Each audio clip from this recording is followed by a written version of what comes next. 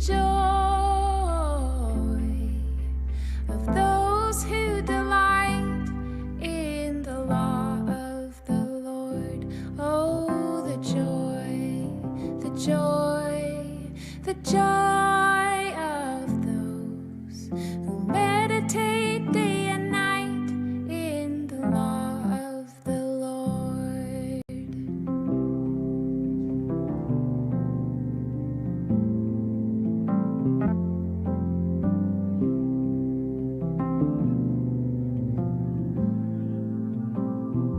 Oh, the joy, the joy, the joy.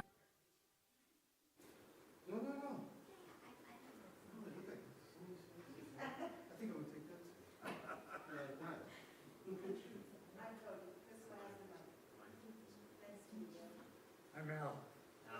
Cody, and your name? Mike. Hi.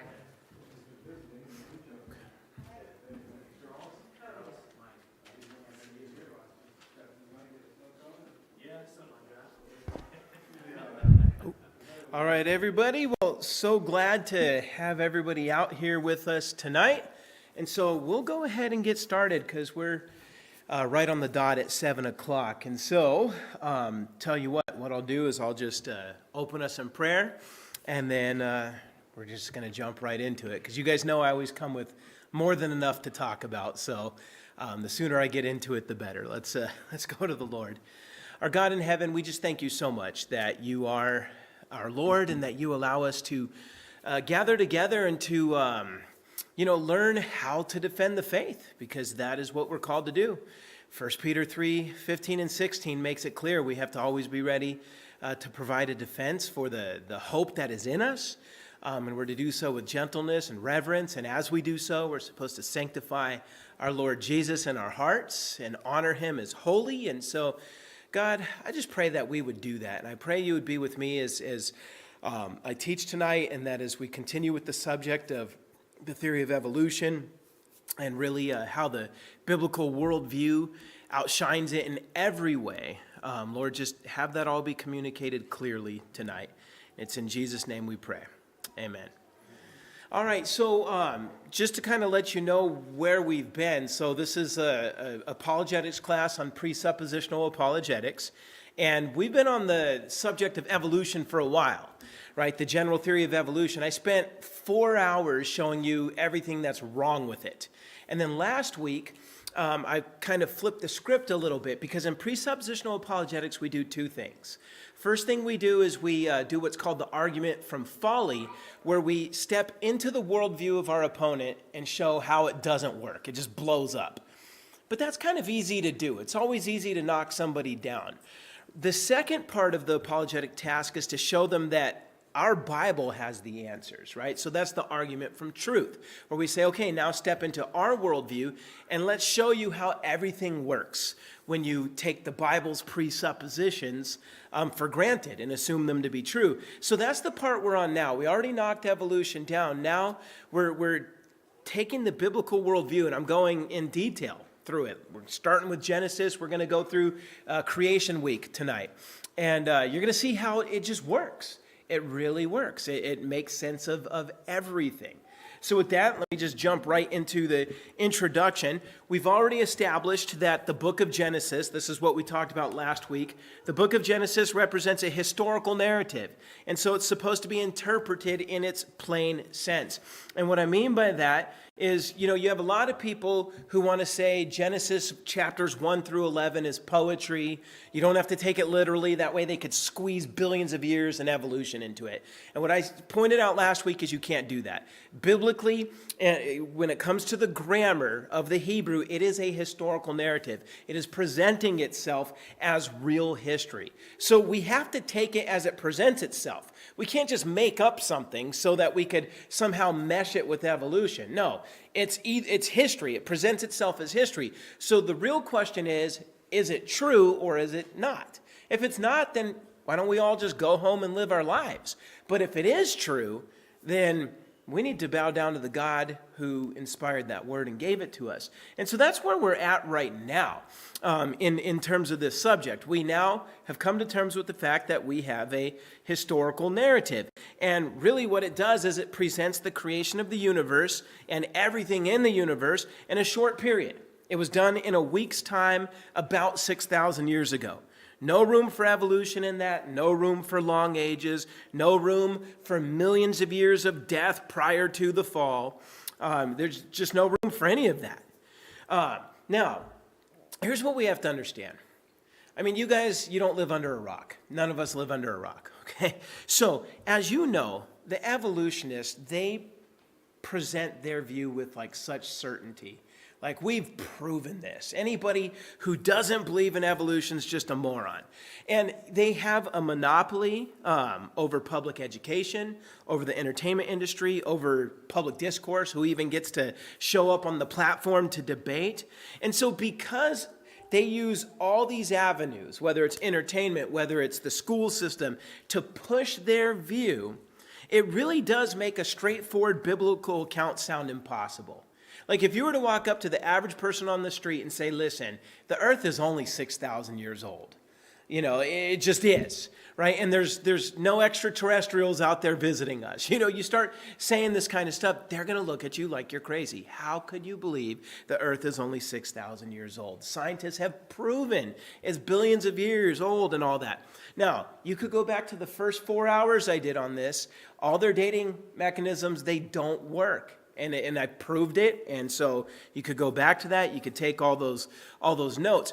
But here's the thing. I think the social aspect of the world being convinced of this and thinking that anybody who doesn't believe it is just off their rockers, that puts an enormous amount of social pressure on us to want to compromise. And I think that's where it comes from. Nobody wants to be thought of as the village idiot. They just don't. Nobody wants to be thought of as the crazy conspiracy theorist raging against the consensus. And so it's so much easier to say, okay, well, I believe in billions of years as well, and let me just try to find a way to make the Bible match with that. Okay? Well, the point is, if you go back to the argument from folly, we have nothing to fear from the theory of evolution. It really is just the secularist daydream that is not reasonable. It's an unreasonable fairy tale for grown-ups. It's impossible.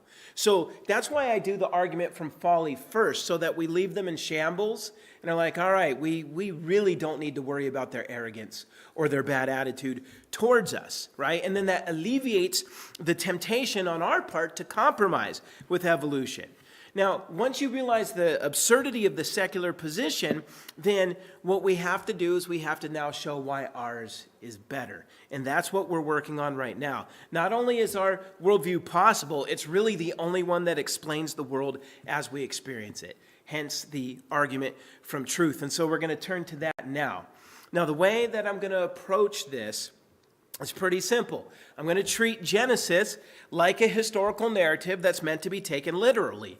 What we're going to do is today we're going to do an overview of the creation account. We're going to go through the week of creation as well as the fall, and then I'm going to start defending against some of the common objections that the world brings up against that.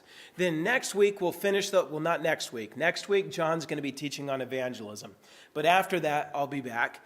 And in the next lesson, what I'll do is then deal with more objections, then talk about the flood, and then more objections, and then eventually we'll get to Tower of Babel. Point is, we're going to go through all 11 chapters of Genesis because it really does construct the worldview that we have, and it explains literally everything that we experience and see in the world. Okay, so again, tonight we're focusing on Genesis.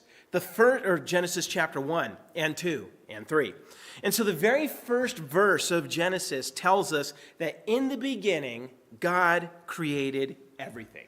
Okay? In the beginning, God created the heavens and the earth. And when you read the text, God did not use any pre-existent material.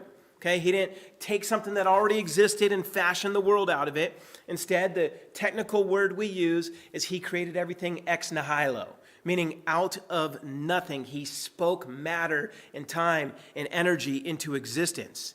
And what that means is even time itself had a beginning. If you're familiar with Einstein's relativity, it demonstrates that time is connected to matter, meaning you have no time if you have no matter. Specifically, time is a category of motion. That is what it is. It measures motion, okay? And so time only began to exist as soon as moving matter began to exist. And I remember when I was in college and I was taking a secular astronomy class, and at the end of the semester, the professor got to cosmology, and, he believes in the Big Bang and all that, but he pointed out that before the Big Bang, there was no time. He's like, there was a beginning of time. And boy, did all the 18-year-old atheists who thought they were smart, they were arguing with this guy, and I'm thinking, wow, this guy's on their side, but these guys, they just don't know. And so he's telling them that, look, we got a problem. Time had a beginning. It hasn't always been here. You don't have time until you have motion and matter. And there was a point where there was no motion and there was no matter. And then boom, there it is.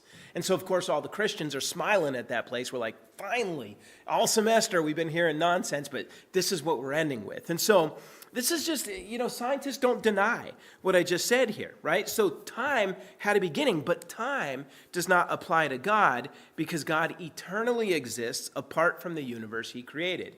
In fact, the Bible tells us God is spirit. He's not made out of matter. So all this stuff doesn't apply to him. Instead, by sheer fiat, God created matter, energy, and time, and he set them up in their orderly arrangements. Everything that exists other than God has a beginning. And I think way back in the second lesson I did, I was talking about the difference between things that are contingent versus the one thing that is necessary. God is a necessary being, everything else is contingent.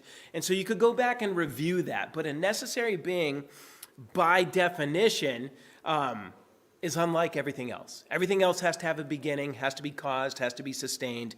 But a necessary being just is. And that's God. We have a word for that. Elohim, God, Theos. He is the Lord. So everything that exists other than God has a beginning. And that's also why in that second lesson I gave you the two-circle view of reality. One circles God, one circles everything else, right? Genesis 1 establishes all of that with its first sentence, just by saying in the beginning, God created the heavens and the earth. Now, verse 2 immediately informs the reader that the earth was initially formless and void, which in Hebrew, what that means is it was unarranged and unfilled. And I want to give a little bit of information about those words. The Hebrew words, it kind of rhymes. It's tohu vabohu, which is kind of fun to say. So formless and void is tohu vabohu, and tohu refers to arrangement, and bohu refers to filling. So it's being arranged and then it's being filled. So what it's saying is it was unarranged and unfilled with stuff. So it didn't have its current arrangement like seas and dry land and rivers and an atmosphere.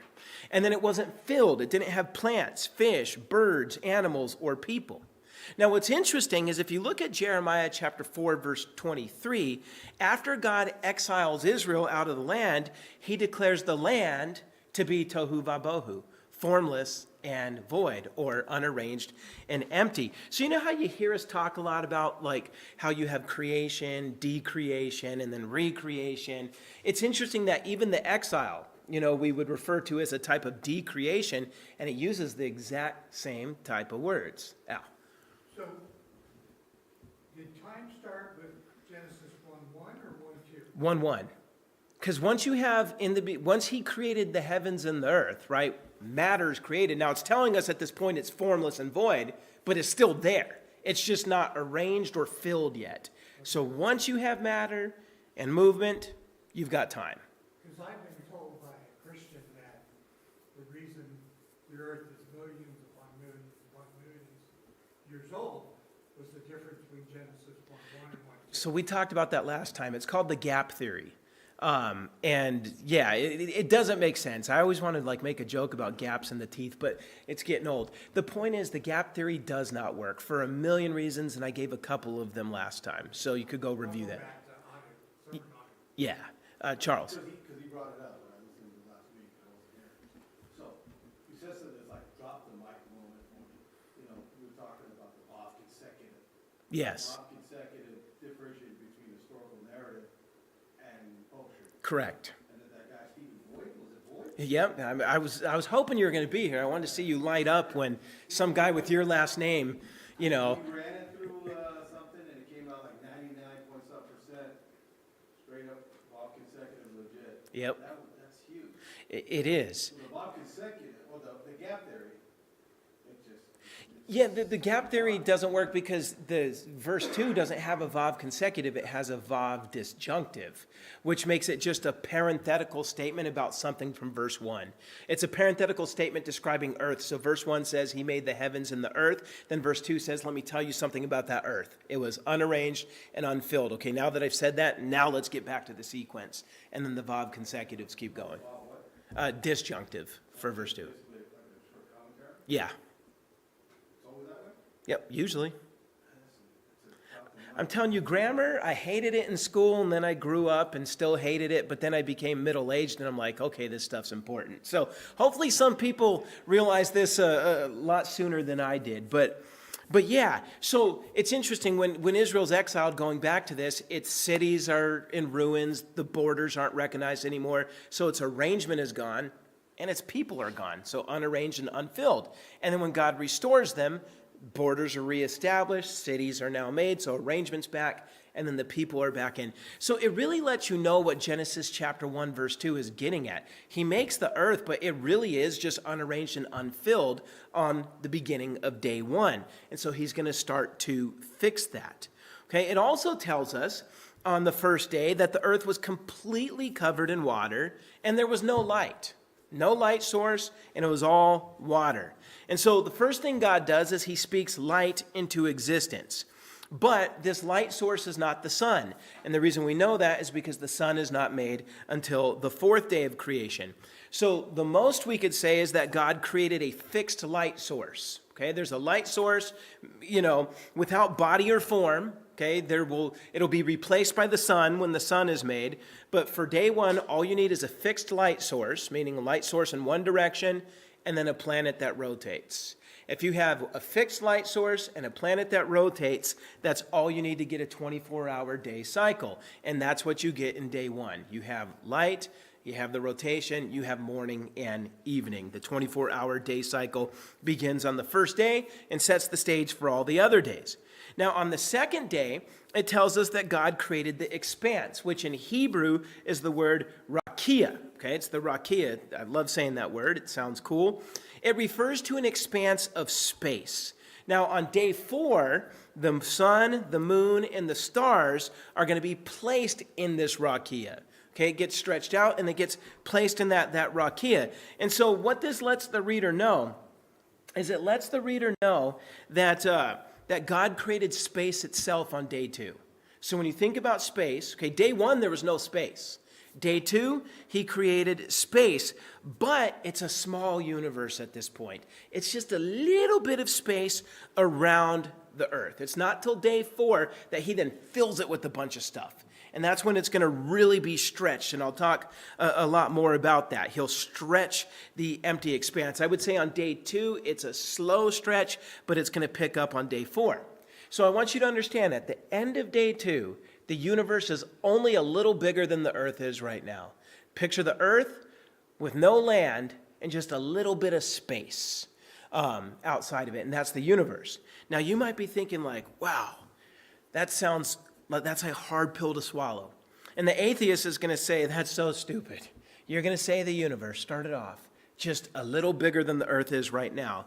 And I would simply remind them that they believe that their alternative is the universe didn't start out the size of the earth, but the size of a dot smaller than an atom. Okay, they believe everything started out as this infinitesimal dot that expanded to the universe. We're just saying our dot's bigger than yours. It was the earth and then expanded the universe. Both sides believe it started out very small and expanded to its current state. So when they say preposterous, it started as the size of the earth, you could say preposterous. You say it started the size of a period at the end of a piece of paper, then of a sentence. Come on. Yours is more unbelievable than ours. So you guys just need to be quiet. So these are things that Christians don't understand. They often don't think about. Understand that what they believe is way more absurd on the face than what we're telling them we believe. And the difference between us and them is they believe it was this dot and then it expanded, but they have no mechanism to explain it. They can't tell you why, how, what caused it to expand, what caused it to stop. They just say, well, it had to happen. Okay? We at least could tell you what caused it. A necessary being with infinite power. That makes a lot more sense. Al? Isn't there some mathematical formula behind the Big Bang Theory? There's not a mathematical formula behind the Big Bang Theory. There's mathematical formulas behind how fast the universe would have to expand to get light where it's at, and I'll be talking about that later.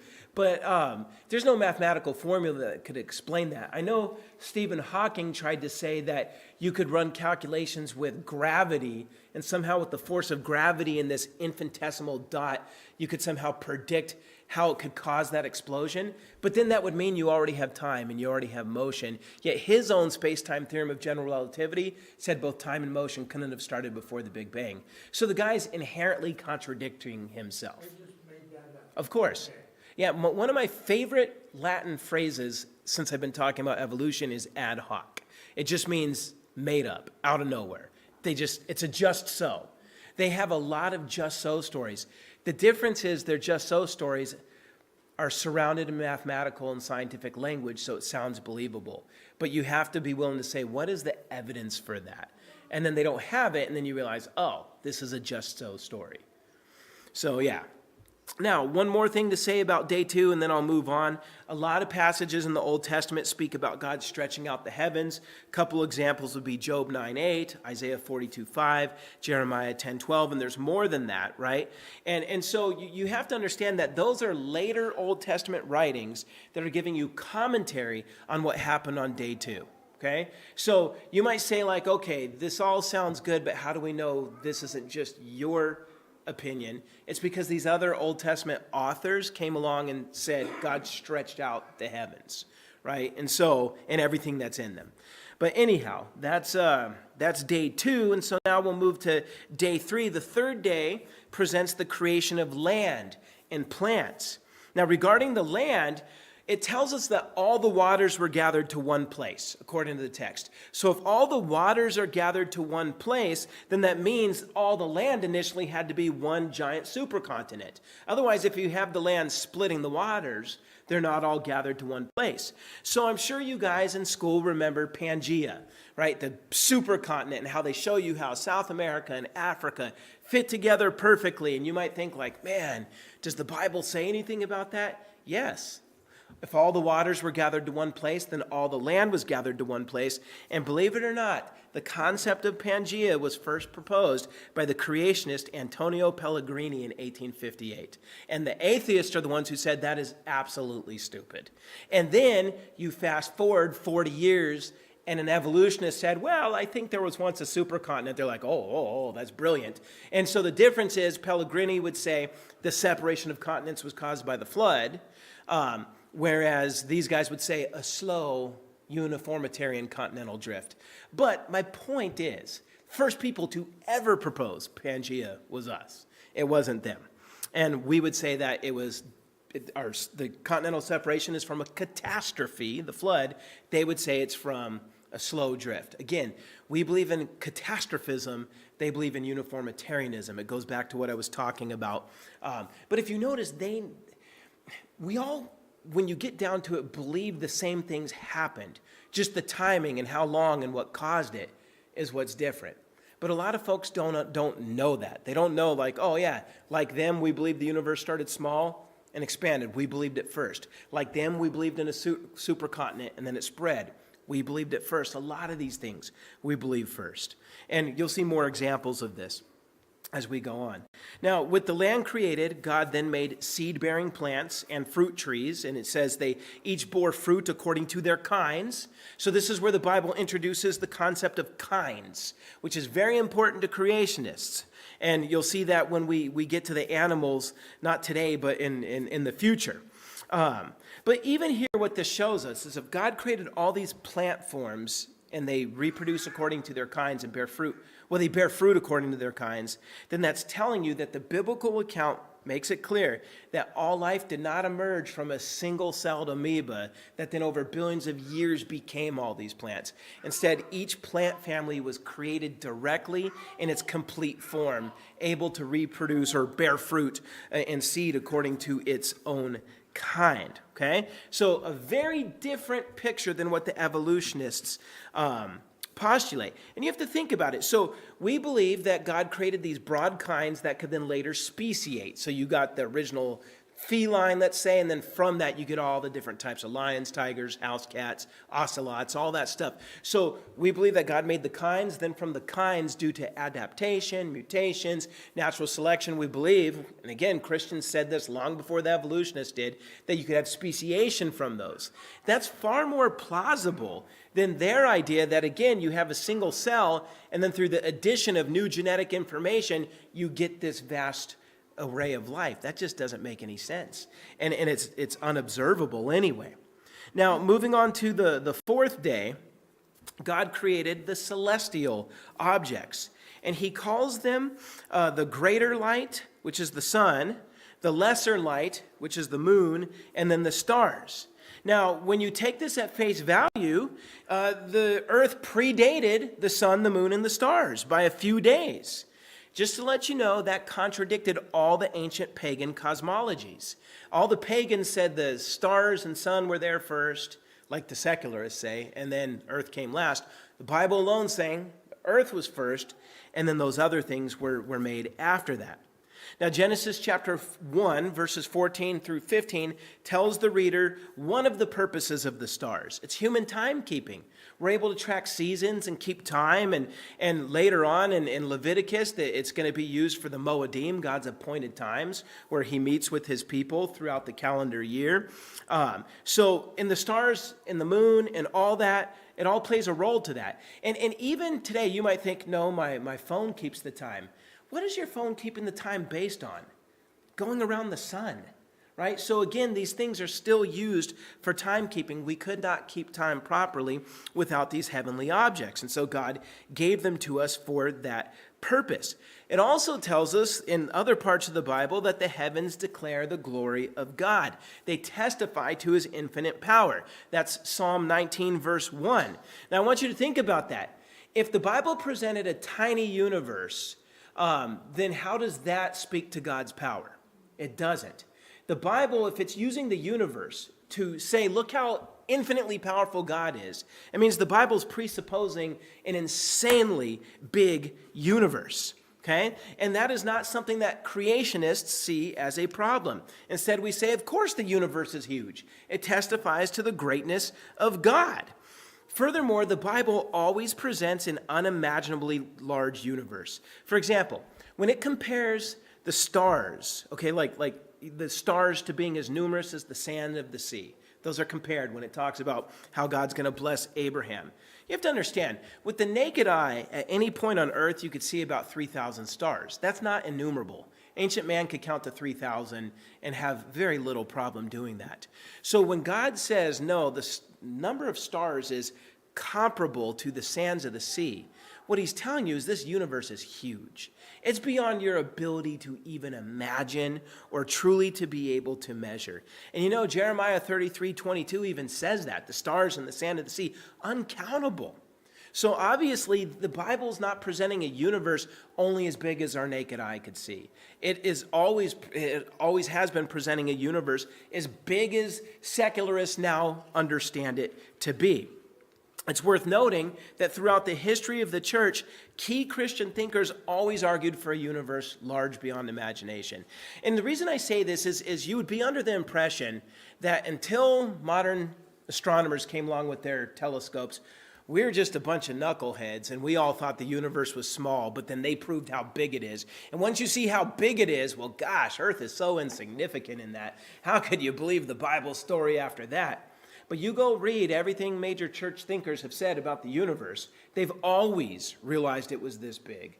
And in fact, they would describe it as being, even Boethius in the 6th century, described it as just being an infinitesimal point, the Earth, compared to everything else. right? So they've always known this.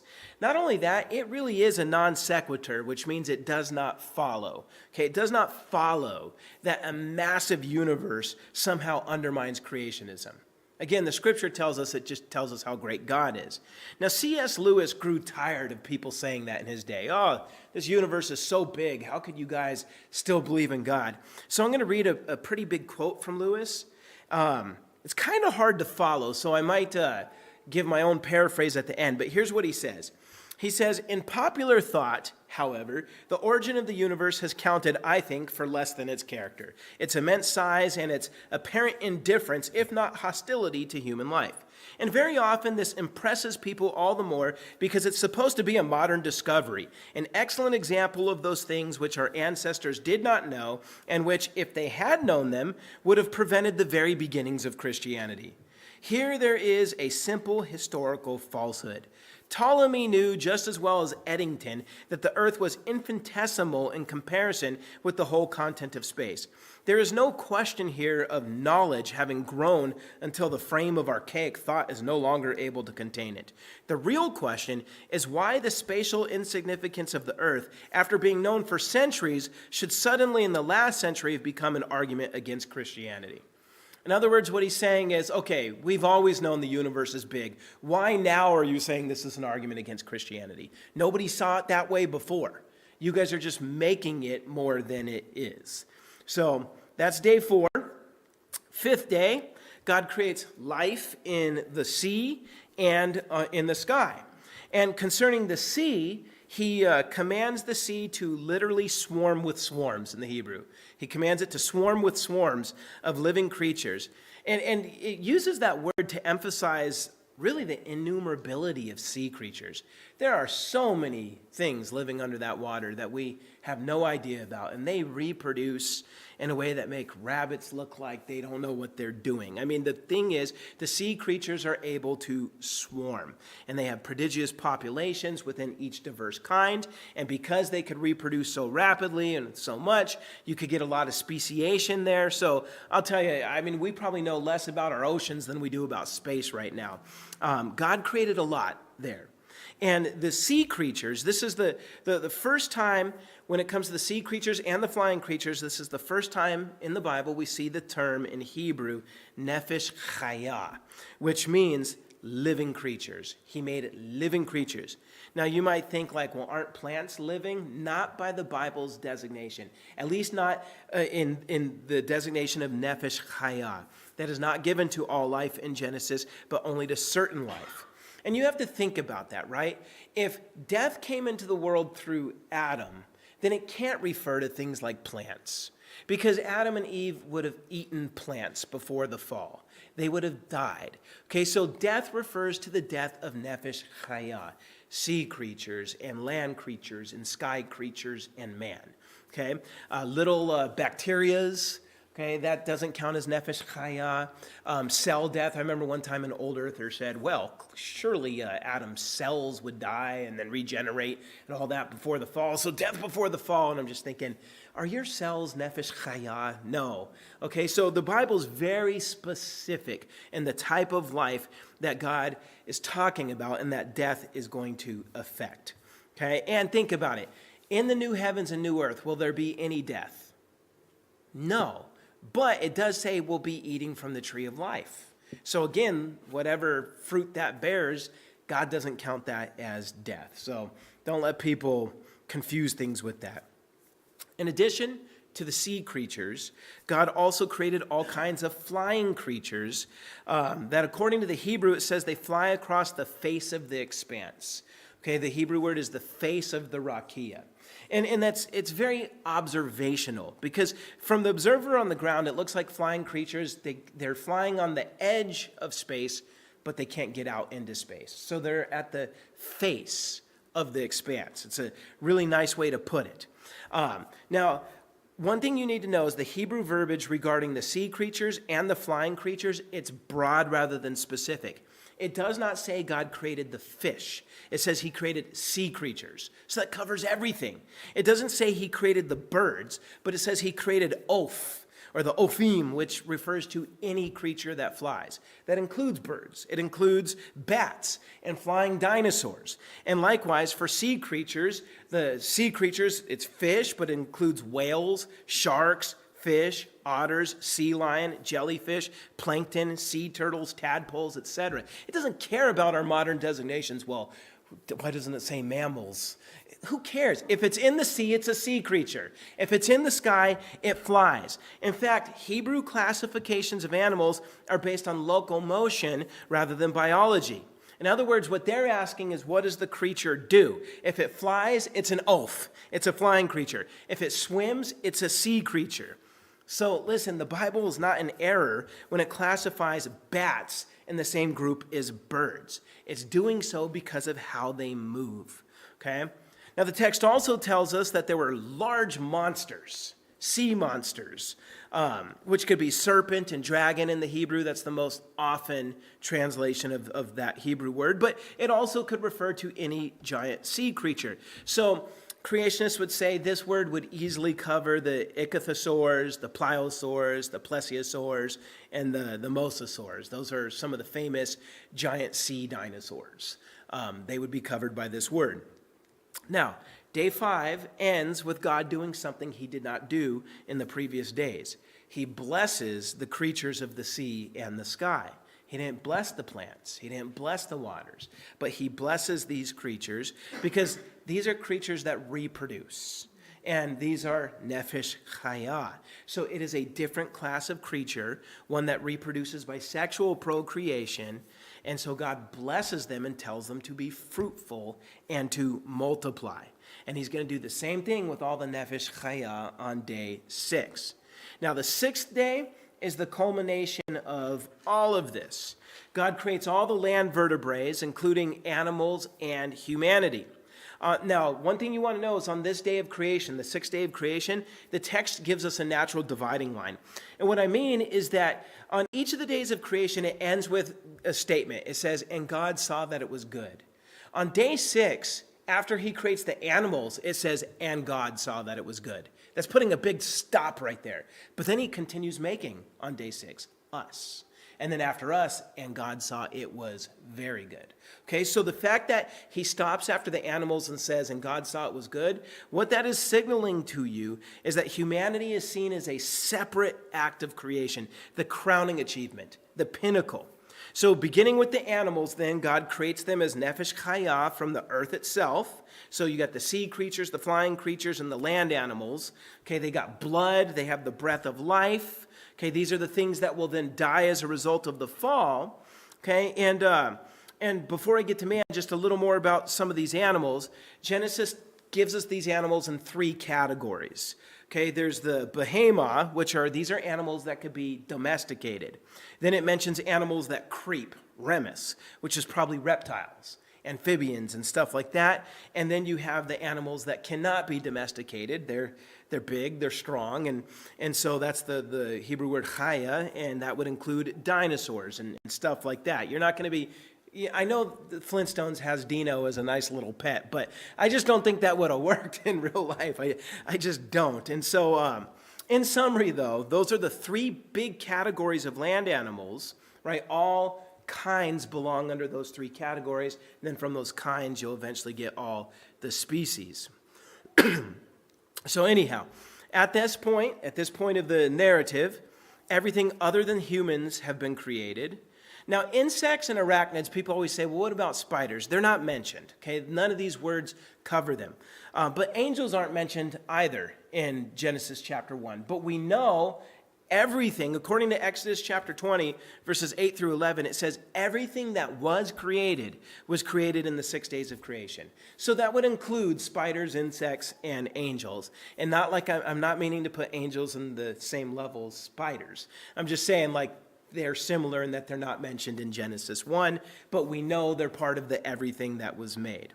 Okay, so with everything else now made, the 6th day climaxes with the creation of humanity. God creates man and woman in the likeness of God, which in its most basic sense, because people always wonder, what does it mean to be made in the image and likeness of God? In its most basic sense, it means that humans as creatures are the most like God that a creature can be. We can't be God, okay? But we are the most like God that it is possible for a creature to be.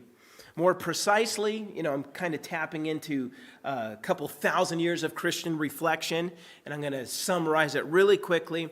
Christians have argued, is the image of God substantive, meaning is it something that we possess? Is it relational, meaning is it something we are? Or is it functional, meaning it's something we have? And the answer to that question is yes. It's all those, okay? The image of God is all those. That's why people have argued about this for a long time, because there's biblical data to support all three, okay? The image of God in us is substantive, meaning that it's attributes we have, that God has. Things like creativity, rationality, morality. Those are things that we possess them. So it's substantive, right? But the image of God is also relational, because it's not good for man to be alone, right? And we know that God exists eternally as a single community of three divine persons, right? So being in his image also means we're going to be relational, as he is relational. And then finally, the image of God most certainly is functional, or something we do, because immediately after God creates humanity, he commands us to be fruitful and multiply and have dominion over the whole earth. Dominion is part of the image of God. That's why we have dominion. That's why we are to rule the earth and fill the earth with humans. So the image of God as humans having dominion, as image bearers of the one who truly rules everything. And of course, we do know that the fall shattered that image in us. It didn't destroy it, but our image is broken.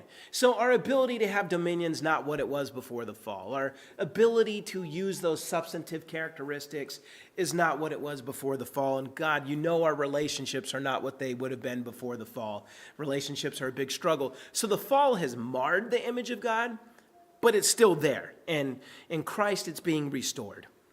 Now, the text makes it clear here that both men and women are created in God's image. Chapter 1 says, in God's image, he created them. He created them male and female, okay? So that means there is equal dignity among men and women. We are both equally made in the image of God. And both are needed to fulfill the dominion mandate, okay? You cannot fill the earth without man and woman, okay?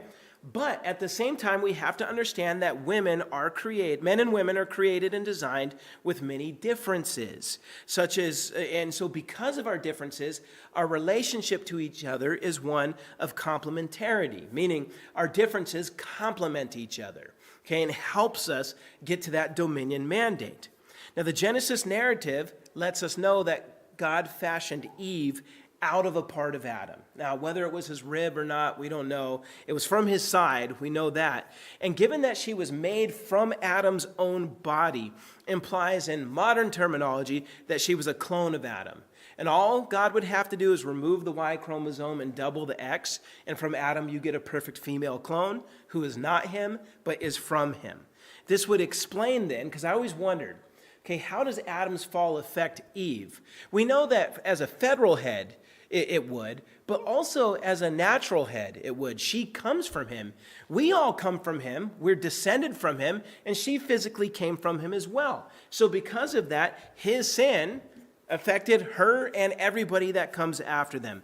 Again, when it comes to natural headship versus federal headship, people say, is it this or that? I say yes. I mean, I see a good reason for both in the scripture. And I think the scripture shows both ideas all throughout it. So I don't see why we need to make some of these positions fight when they both could work together well. But anyhow, these two make a complete humanity. But here's the thing. Adam was made from the dust, and Eve was made from Adam. And what that tells you is there is an inherent authority that Adam possessed over Eve, given that she comes from him. And Paul makes that argument in 1 Corinthians chapter 11. The fact that he names her is indicative of this. What I mean is the one who has authority is the one who names. In Genesis 1, God names everything he makes. In Genesis 2, after he's given us dominion, he brings the animals to Adam, and Adam named them. Whatever Adam called them, so they were called. And then God brings the woman to Adam, he named her Eve. So even the naming shows a headship, an authority that Adam would have over Eve. And so when egalitarians try to say, no, that's all like hierarchy's just a result of the fall. No, it was built into creation before the fall. And you can't get around that. There's just too many things that point at that.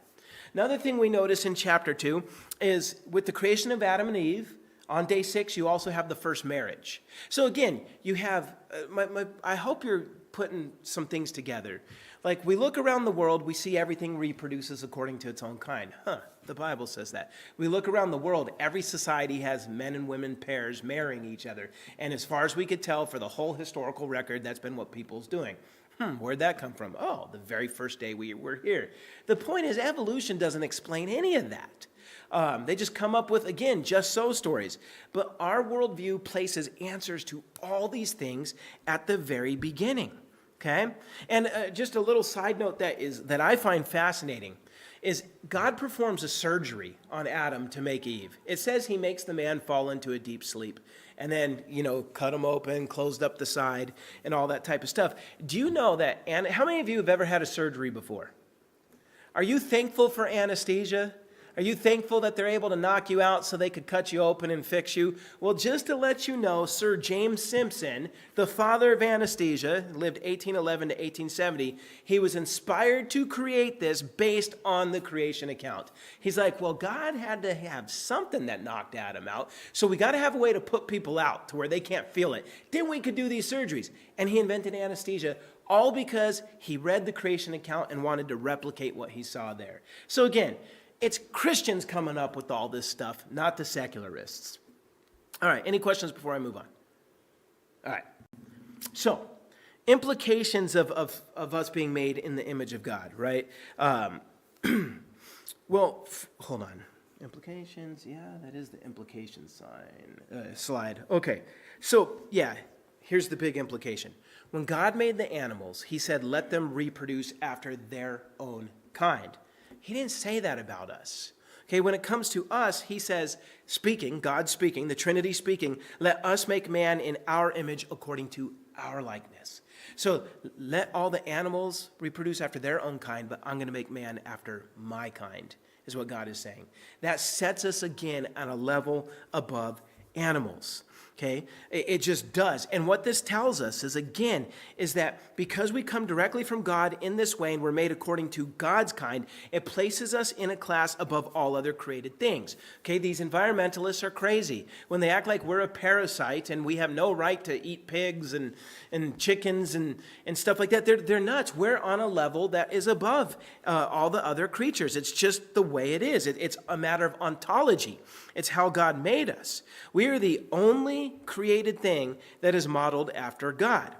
But we have to remember the distinction between God and us is still infinite. Okay, so we're the most like God a creature could be, but how far away from God is that? There's still an infinite gap. He has all the omni characteristics we never can. And so again, we are supposed to always be humble before God and worshipful of him. But we are the pinnacle of creation, and our existence gives God more glory than anything else he made, including the stars, the galaxies, the universe, and even angels. That is why murder is an abomination. That's why abortion is an abomination, because image bearers of God in the created order of things all give God more glory than anything else. Okay, because we bear his image. Then there's a reason why Satan tries to inspire people to destroy that image and slaughter it, because he's always trying to rob God of his glory. And listen, when you're gossiping about somebody and being mean to somebody, you're also attacking in those ways an image of God and robbing him of his glory. There's a lot more at stake than just being mean. Okay, we have to always remember where God is in all of this. So anyhow, the implications are that we are not just one part of the earth that's equal to every other part. Earth is not our mother. I hate when people say Mother Earth. No, Earth is not my mother, but God is my father. It's just the way it goes. And plants and animals are given over to us for our responsible use. Okay? Now, the language used in Genesis, it does not allow for any room for you to sneak evolution in here. If you read Genesis chapter 1, 2, and 3, No evolution there. No sneaking in billions of years. And also the language disallows any attempt to view Adam and Eve as just metaphors. They're just a metaphor for humanity in general. And we all go through the fall in the garden and blah, blah, da, da, da, da, da. No. In fact, William Van Dudewerd, he notes that every time he did a look at how Adam is portrayed and Eve throughout the rest of the Bible, every single time they are brought up without exception in both Old and New Testaments, it speaks as if Adam was a real person, specially created by God, right? Every biblical author that mentions him accepts that as an axiomatic fact. Not only that, a plain reading of the text disabuses anyone from being able to find animal evolution in the narrative of day 6 or human evolution. Everything was made in its complete form instantly within that 6th day. And so, again, there you go. And Christian, just another thing to bring up, Christian belief in the dominion mandate that was given to Adam, there's some consequences that come from that. Good consequences. Believing that God made us to have dominion has led to a lot of civilizational advances. When God gave humans dominion over the earth, he simultaneously gave us an invitation to figure out how creation works. That facilitated observation, investigation, and experimentation, which really gave us the scientific method. That is why the scientific revolution emerged in Christian societies, not Chinese societies, not Muslim societies, Christian societies. That revolution, then, the scientific revolution, produced a technological revolution, which then produced an industrial revolution, and then another technological revolution. And all this is because of the dominion mandate. It encouraged procreation. It said, hey, have a lot of babies, because you want to know why? Image bearers are being born, and those image bearers are going to innovate and invent things and come up with cures for diseases. Listen, humanity's, on one side, because of sin, we're a curse, but we're also a blessing, because the more humans that are born, those are the people who are inventing the next greatest thing, right? And so just when you think of how many babies have been aborted, the like 60, 70 million in our country alone, could you imagine if they were born, how many cures for diseases may have come from them, how many new inventions may have come from them, it blows my mind. We're just, as humans, shooting ourselves in the foot with sin. And Christian societies don't support that kind of stuff. It's barbaric, pagan, and secular societies that do. So again, you look throughout history, look at the advances, you see Christian theology behind almost all of it. So moving back to the biblical narrative. The text tells us that God rested on the 7th day. A little bit of science here, right? In fact, God's activity of creation, it was completed in those 6 days. Afterward, he stops creating. And what that means is after the 6th day of creation, henceforth, God works through providence. There was no end to the 7th day. It doesn't say evening and morning. Now, we know there was a literal day, but the text leaves out the evening and morning part to let you know that God's not creating anymore, not like he was in the 6 days of creation. Now, everything he does is through providence. He preserves and sustains the universe that he made. Okay? And he didn't rest because he was tired. An infinite being can't be tired. The word rest here just simply means he rested from what he was doing, meaning creation. He rested from creation. Once creation was completed, he stopped it. He rested from the act of creation, but as Jesus said, he never stopped working. The Father's still working to this day. Now he's working through providence and saving souls and all that good kind of stuff. Now, when we understand that he stopped creating after day 6, this has big implications for science. See, when God created everything, he created matter and energy, which Albert Einstein demonstrated to be interchangeable. You may have heard E equals mc squared, which is just energy equals mass times the speed of light squared. And what that proved is that energy and mass are interchangeable. You could convert them. So scientists today just call them both together mass energy. And if everything was created in those 6 days, then that means mass energy was fixed after the 6th day. No new mass energy is coming into existence. Okay? And this then leads us to the first law of thermodynamics, which states that the total amount of mass energy in the universe, it's constant or it's fixed. Specifically says energy can neither be created nor destroyed in the universe. Now, when you first hear that, you're like, but God could create anything. Of course he can. What they're saying is within the universe itself, on its own, no new energy could be created. Okay? What exists, it's a sum, right? There will never be more and there will never be less unless the universe just disintegrates, right? But the point is, it's fixed. And this is precisely because God stopped creating after day 6. He stopped making new matter, stopped making new processes, and all that. It was all done at day 6. The universe can't create its own energy. The total amount of its mass energy was imposed on it from the outside. Again, that's a proof of creation. It's a necessary being. Right? Because if the universe itself, if you can't have the creation or destruction of energy, but they know the universe had a beginning, and that beginning required energy, that energy had to come from outside the universe. But they have no mechanism for anything outside of the universe, since they believe all that exists is the universe. You get what I'm saying? They're going to run into this wall all the time. They hate when we bring up the laws of thermodynamics, and for good reason. So once God stopped adding new mass energy, the universe's energy is fixed, and God maintains creation in a uniform manner, which makes the uniformity of nature possible. Remember how I was talking about one of the big preconditions is that nature is uniform? You have inductive inference. It's because the amount of mass energy is fixed, and God is providentially sustaining it in a uniform way. Science is only possible because of what the Scripture is telling us. Right? And the atheists, they have no way to come up with their own explanations that make sense out of this.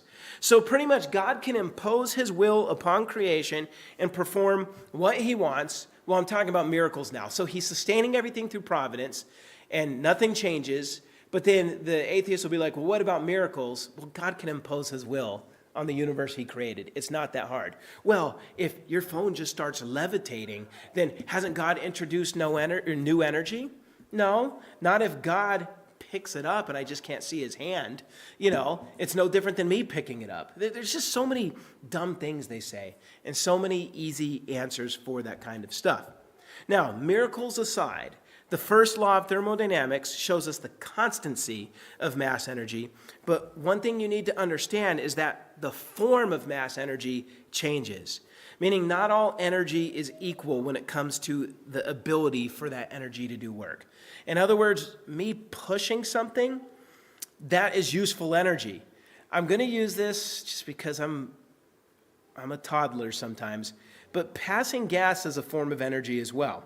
And it is not as useful energy as me pushing that dumpster, unless my goal is to prank people or whatever. But in terms of doing real work, even if it's energy, it's not useful energy. Yet me pushing this, right, that's useful energy. And so the point is that energy moves in the universe from a state of more usefulness to less usefulness. And you'll actually see that example is not that absurd, because the second law of thermodynamics, which flows out of the first, states that the amount of energy available for work is running out. And as the useful energy is used, it becomes a useless energy manifested as heat. Okay, so you eat something, your body's taking all that it needs from it, but then what it doesn't need as heat, it rids itself of. Your body does what the universe does, is my point. It does, you prove the second law of thermodynamics every day in many, many ways. So anyhow, if things continue like normal, since energy always moves from greater use to lesser use, then if the universe was infinitely old, all the useful energy would have already run out. The universe would have died a heat death. The fact that it hasn't proves that the universe had a beginning, right? And again, most atheists will agree with us that the universe has a beginning. The interesting thing is when you bring up, and I'm going off script here, but when you bring up the second law of thermodynamics, they try to say, well, listen, because we say, why in 15 billion years or whatever, why hasn't the universe run out of useful energy? They would say that only applies to a closed system. But if the universe is an open system where new stuff is coming in, then that wouldn't be a problem. And I asked this atheist, I was debating, I'm like, okay, then if new material's coming in, doesn't that change the mass energy equation? And don't all the laws of science then change? They never thought of that. And then I say, and where's this opening? What's feeding us? He's like, the multiverse. I'm like, and so pretty much they come up with the multiverse to try to explain how our universe might not be closed. But then I'm like, okay, well, where'd the multiverse come from? Even the multiverse it can't be infinite, and they'll say, well, it can. I'm like, well, now we're at an infinite regression, which logically we all agree can't happen. So seriously, well, okay, then maybe it's not infinite, but it's really big. Okay, well, then that whole multiverse is a single thing, had to come from something. It's still contingent. All they could do is kick the can down the road and make some good Marvel movies out of that, but it doesn't really solve the problem for them. It doesn't. So anyhow, the biblical narrative, I'll go off on that forever. So the biblical narrative, my point is what we've seen is the first and second law of thermodynamics and the way God created everything makes a predictable universe where science is possible and human dominion is possible. And it's because God is upholding everything. Now, the biblical narrative also continues by informing the reader that the first two humans were placed in a special Garden of Eden. In fact, according to Exodus 28, verse 14, the Garden of Eden was on a mountain. And in the middle of that mountain was the tree of life. Now, I want you to think about this. All these pagan religions talk about this mountain where the gods live. And there's some sort of food source like ambrosia, or whatever. If you could get there and eat that food, then you could become like the gods and live forever. All of that is a distorted version of the original memory that the post-flood people knew. Because before the flood, yes, God kicked man out of the garden, but the Garden of Eden was still on earth. They could see the mountain, they could see the tree of life, and the cherubim prevented their entry. Then all humanity gets wiped out, okay? And there was giants, right, with the Nephilim and all that. Humanity gets wiped out, and then all these societies after, almost without exception, have a story of the gods dwelling on a mountain with this food source and a war of giants, and they all got flood legends and narratives and all that kind of stuff. And so, I always wonder how evolutionists how they get around that. Or even secular historians, they reject that this comes from an original memory. But somehow they just believe that either independently or through borrowing, everybody just stole the same dumb idea. But no, this reflects an original memory. Brian. There's a really good book from a guy named John Kerry. It's called Against the Gods. And basically what it is, it's a small book that CrossFit put out, but it's very, very good. He's an Old Testament guy, and where he shows that the Genesis account, the creation account, was written as a polemic Yes. against the various A&E worldviews. And so he kind of shows that Moses had knowledge of those stories, but ultimately Genesis is the correction of the true account and why things happened the way they did. And ultimately the key difference is that in the Genesis account, God is sovereign above creation. All the other accounts, the gods are part of the creation. 100%. And I'm actually going to bring that up in a little bit because I'm going to compare this to Enuma Elish. But yeah, so what Brian was saying is that scholarship rightly recognizes that Genesis, at least in part, is a polemic against all these pagan variants. It's setting the record straight. Moses is like, okay, God told me. This is how it went down. And of course, if you compare the biblical account to the pagan accounts, their accounts are scientifically absurd. But when you look at the biblical account, it actually works with the real world and explains everything. So again, preconditions of intelligibility. So anyhow, concerning the idea of a single river that divided into 4 rivers feeding the garden, we can't know what those rivers were. People will bring up that, it mentions the Tigris and Euphrates, but listen, that was pre-flood. The flood changed the whole shape of the earth. And Ezekiel 31, verse 18 implies that the Garden of Eden was buried anyway. So you have 8 survivors who carry on from the pre-flood world into the post-flood world. It stands to reason they're going to give names. They're going to name new items with names that come from the old world. And if you want an example of that, the Americans, the Australians, and the Canadians have all named cities, rivers, and landmarks off of originals from England. I mean, New York. It's new. What's it named after? York, And so the point is, and you have this in Australia, New Zealand, Canada, all these places. And so if we do it, why wouldn't you think that Noah's sons would be naming landmarks off of the most famous rivers and stuff before? So I don't think you have to.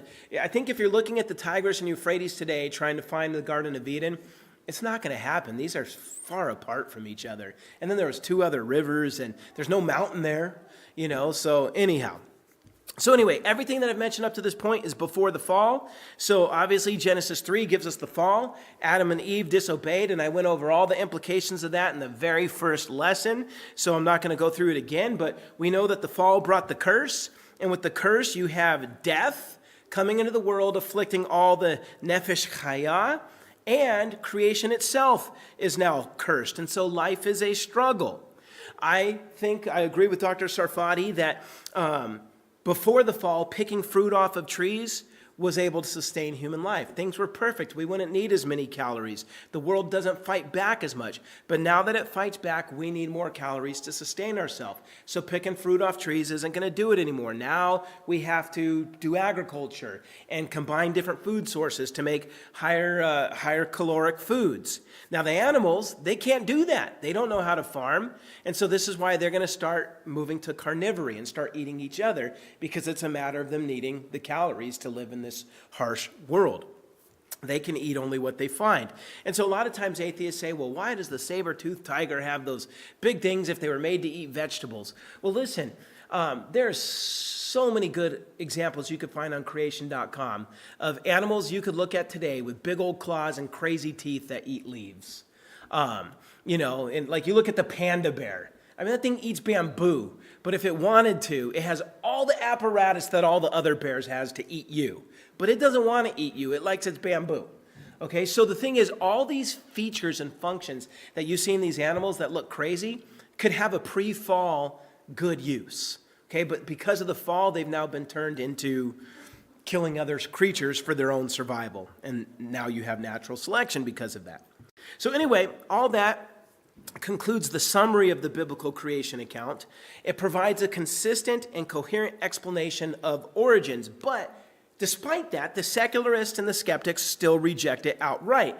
And so what I want to do now is I want to move to some of their objections. We'll only get through a few of them this time, and then I'll continue next time. But one tired objection, and Brian brought this up, is that they say we Christians have or Genesis has simply borrowed from these ancient Near Eastern pagan accounts. All Genesis is a ripoff of Babylonian and Egyptian myths. And of course, I've heard this a lot, and it gets annoying. Okay, the big one they say we stole the most from was Enuma Elish, and so which is a Babylonian creation myth. I'm going to quickly summarize it, and you tell me if Genesis sounds anything like this. Okay, so Enuma Elish starts off with a god named Apsu and a goddess Tiamat, and they're equal. And they're personified as fresh water and chaotic salt water that mingle, and then silt comes from them. And the silt becomes the gods. Okay, so the gods come from that silt. Now, according to the myth, the gods were too noisy. They made too much noise. So mom and dad are like, so dad plans to kill them. Apsu's like, we're going to kill our kids, they're too loud. But one of the kids, Ea, one of these gods, killed his dad before his dad could kill them. So now mom is really mad, and she gives birth to a bunch of monsters to then go and kill the gods. Well, those gods had kids of their own, and one of those kids was named Marduk, and he says, all right, if you all make me king of the gods, I will kill Grandma, and I'll kill all of her monsters. And so he kills Grandma and splits her body in half. Half of it becomes the earth, half of it becomes the stars, with her tail being the Milky Way, and of course, he takes her beautiful eyeballs and makes the Tigris and Euphrates River out of them. They just don't stop crying, right? And then he takes her chief monster, which is Kingu, and he kills Kingu and takes its blood and mixes it with the dirt on this new earth he made. And with the blood of the monster and the dirt, he makes humans to be their slaves. And then they decide to flood the earth because humans get too loud. That is the creation myth of Enuma Elish. Does that sound anything like the Bible's account? I mean, there's nothing in that sounds like we are like Moses is ripping them off. When an unbeliever makes a claim like that, it's really important to demonstrate the nonsensical nature of their claim. They have not carefully read the Bible or the Babylonian myths. The difference between these two are huge. And just as Brian was saying, first, God creates ex nihilo. He doesn't create from the corpse of a slain goddess. He doesn't need to split a body in half to make the universe. No, God just speaks it into existence. Not only that, humans were made in the image of God from the dust of the earth. We're not made in the image of a monster's blood mixed with clay.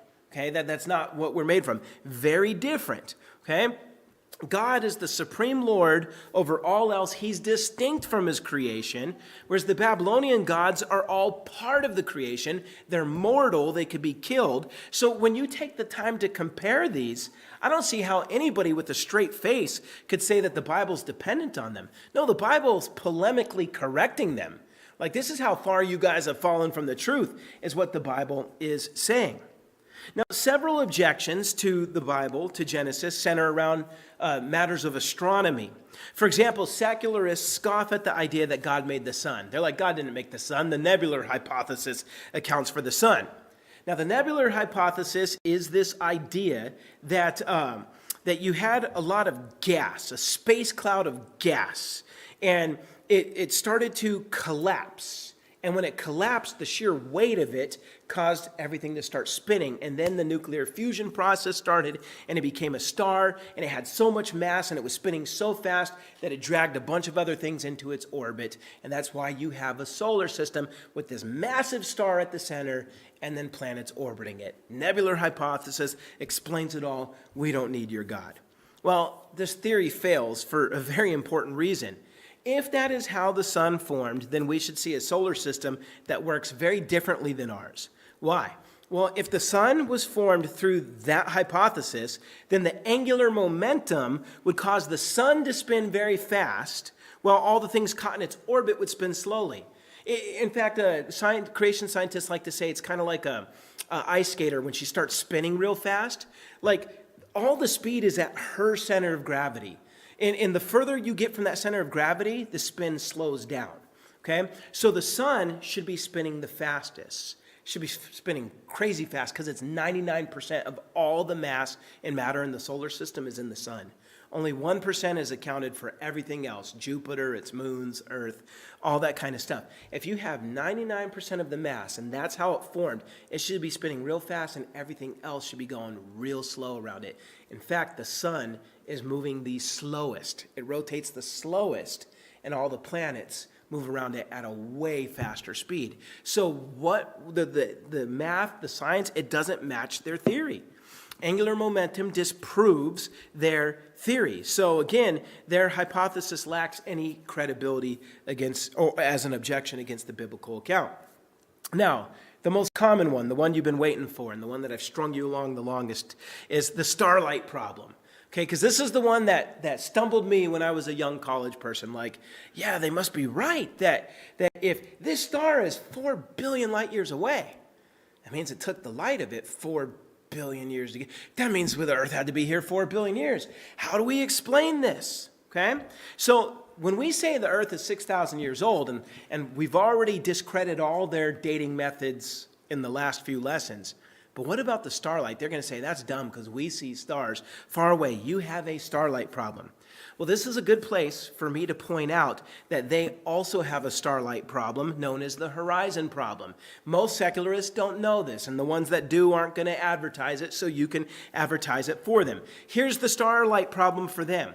They claim the universe is 13.8 billion years old, yet from Earth we could observe 46 billion light year radius of the universe. 46 billion years radius, that's how far we could see. 46 billion light years in terms of distance. If the universe is only 13 billion years, how in the heck are we seeing light that's 46 billion light years away? They have a starlight problem as well. Okay?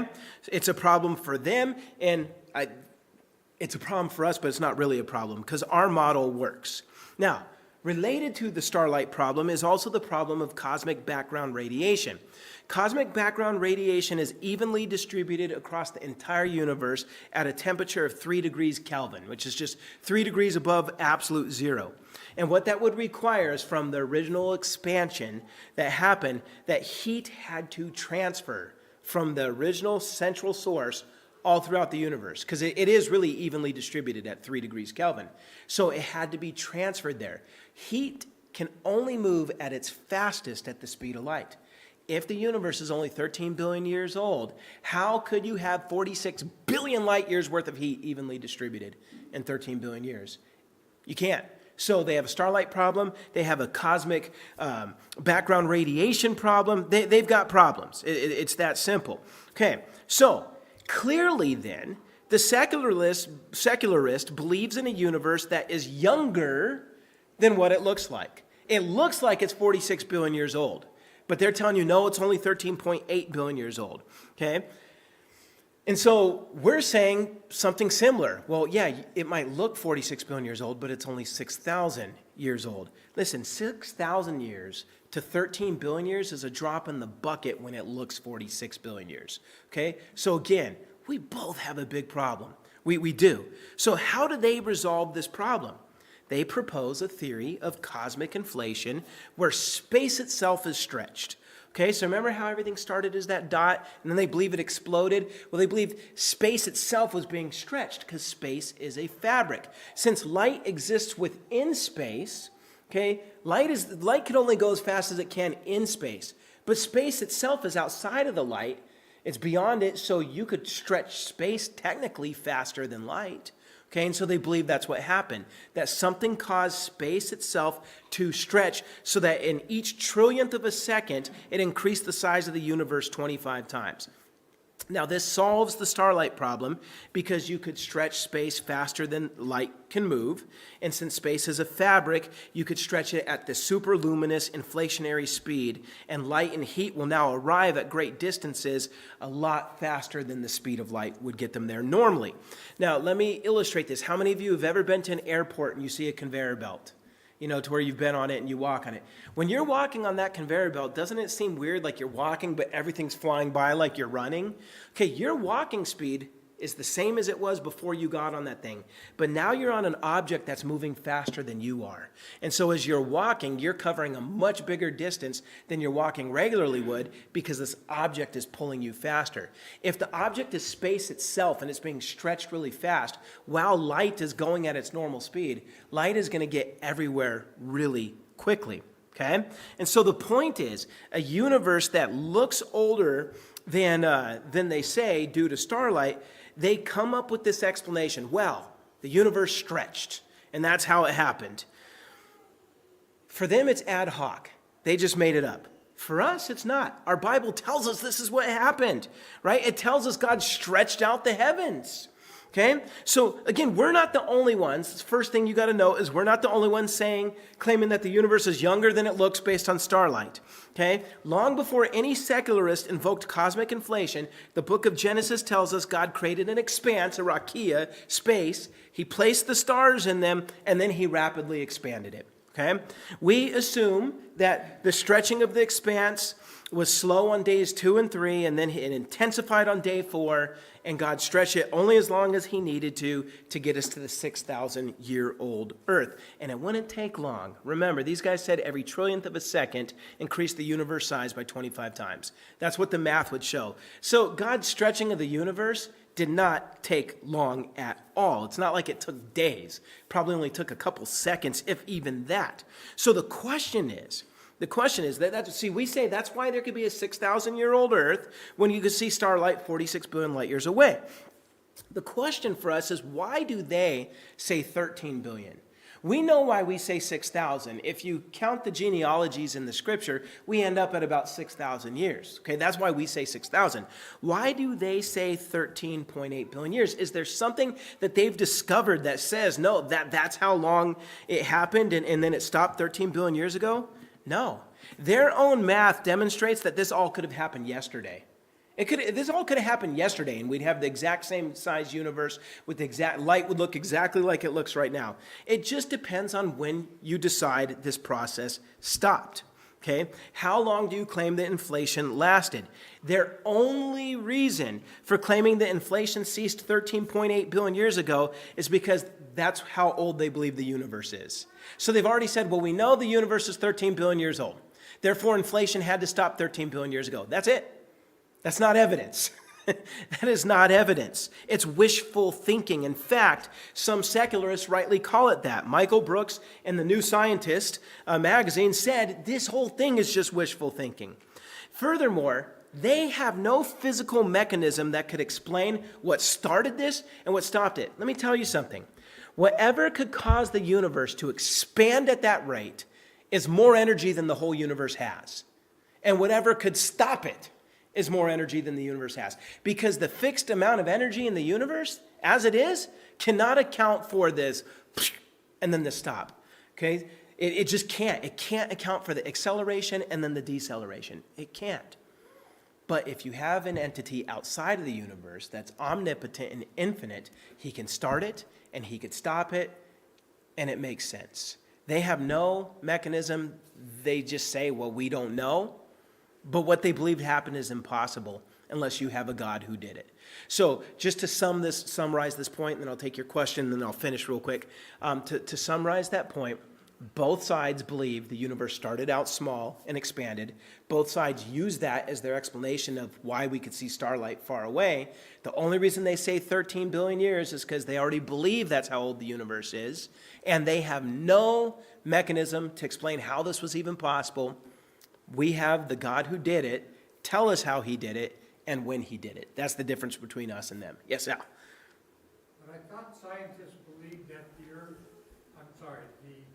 solar system is expanding, and at some point it'll begin to contract. Yeah, the universe. They call it so some say that. That was something that was big in the 90s. They called it the Big Crunch theory. And so the idea is that if the Big Bang was the beginning of time, that really frustrates them, because how do they explain it? So they say, well, maybe it's an oscillating universe, that you have the bang, and then eventually it gets as far as it can, and the matter draws it all back into the center, and it crunches and then does it again. So big bang, big crunch, and this goes on forever. The problem is there's nowhere near enough matter in the universe to account for that. So that theory's ruined, and so then they say, okay, well, maybe there's dark matter. Like, what's that? Well, it's a matter that you can't see, can't measure, and can never prove, but it's there. You get what I'm saying? That's another just so story. It's another ad hoc, let's just invent something to get us out of this problem. So yeah, but I don't know if there's a consensus where they think the crunch is coming. This is why more people are flirting with a multiverse or string theory, because it gives them more ways to, like, more things they can make up to say, well, maybe this solves our problem, but it doesn't. And the Bible from the beginning provided the answer that really just solves it. So the last objection I'll bring up today, this one's quick, and this one's petty. Occasionally they'll say, well, your Bible doesn't know what it's talking about, because it calls the sun the greater light, the moon the lesser light, and it portrays them as they're the greater lights versus the lesser lights. Stars are more luminous than your sun or your moon, so the fact that the Bible says the sun and the moon is brighter than the stars proves your Bible doesn't know what it's talking about. Well, first off, it's dumb. Second, this is speaking from the vantage point on Earth. From the perspective on Earth, we gain more light at night from the moon reflecting the sun than we get from any star. It doesn't matter that 500 light years away, a star might be more luminous than both our sun and our moon. The Earth receives much more light from the sun and the moon, and that's why Genesis calls them the greater lights as opposed to the stars. And you want to know what is so irking about this is secular astronomers do the same thing. Do you know that they have a scale for measuring the brightness of objects in the sky? The scale is called magnitude, right? So they say this star has this magnitude, and it's based from our observational standpoint on Earth. So for example, the star Sirius is much brighter than the moon, but on the astronomers' own magnitude scale, they say the moon is classified as 31,000 times brighter than Sirius. So if the astronomers are measuring the brightness from Earth's perspective, why would they say Moses can't? So again, it's a petty argument. But anyhow, let me conclude, and then I'll close this and then take some questions. Okay, so the biblical account of creation, it's coherent. It explains the preconditions of intelligibility. It explains our experience. Everything I've talked about today, you could look around the world and say, oh, I see that. It makes sense out of everything, unlike the evolutionists' view. And also, we see that the objections that they point out are usually easily answerable. And so the last thing I would just say is, look, the reason why they opt for their general theory of evolution, which is insanely incoherent, is because they don't want to believe the Bible. This goes back to what I said in the first lesson, Romans 1. They are suppressing the truth in unrighteousness. It's an issue of the heart. It's an issue of morals. And that's why you will not win them through evidence. You're going to win them through a presuppositional argument. Now, I'm giving you evidence to show them they're arbitrary and inconsistent. And also I'm giving you evidence so that you could show how our worldview actually explains everything better. But the evidence itself is not what's going to get their heart. You have to show them that this is what you're doing. You are suppressing the truth that you know already. You're suppressing it in unrighteousness. And you need to stop. Otherwise, the judgment is